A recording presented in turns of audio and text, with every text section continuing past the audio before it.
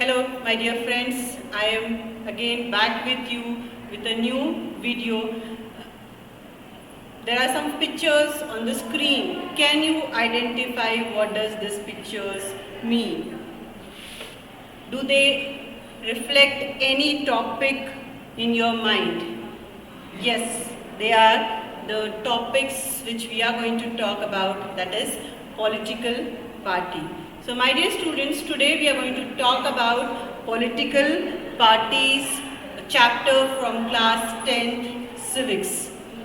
Now these are the topics which are there for our chapter. We have already discussed meaning of the political party and the components. Political party is a group of people who come together to contest election and they hold power in the government. As they are part of a society or they are a group of the people, they also involve partisanship, which means they support a particular group.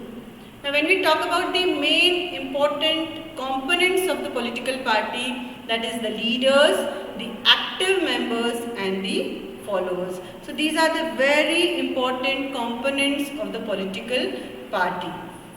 When we are talking about the political parties, what are their functions? Why they are so important? So when we are talking about political parties, my dear student, one thing which is very important for us to understand over here is political party also includes the parties which are in opposition. They are in opposition only because they could not get the sufficient number to get into the power. So first and the foremost function of the political party is to contest election. They participate in the election process. Second important function of the political party is they put forward different policies and programs for the people.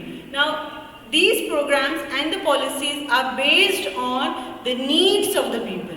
Suppose we need electricity, we need water supply, we need good roads, we need better facilities from the government. So this is what are the policies and the programs which are put forward by the political parties.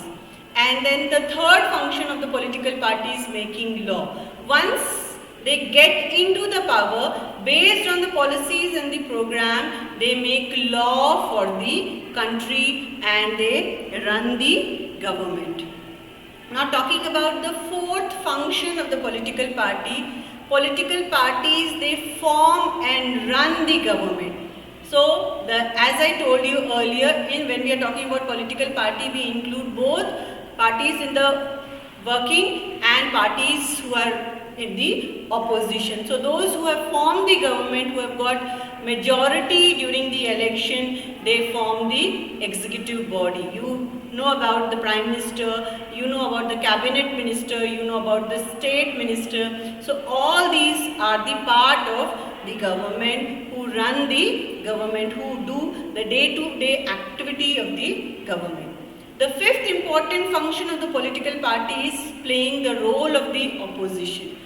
Now, role of the opposition is also very important because they keep a check on the working of the government. This is how we maintain checks and balance when it comes to running of the government. So even opposition plays a very important role in our government.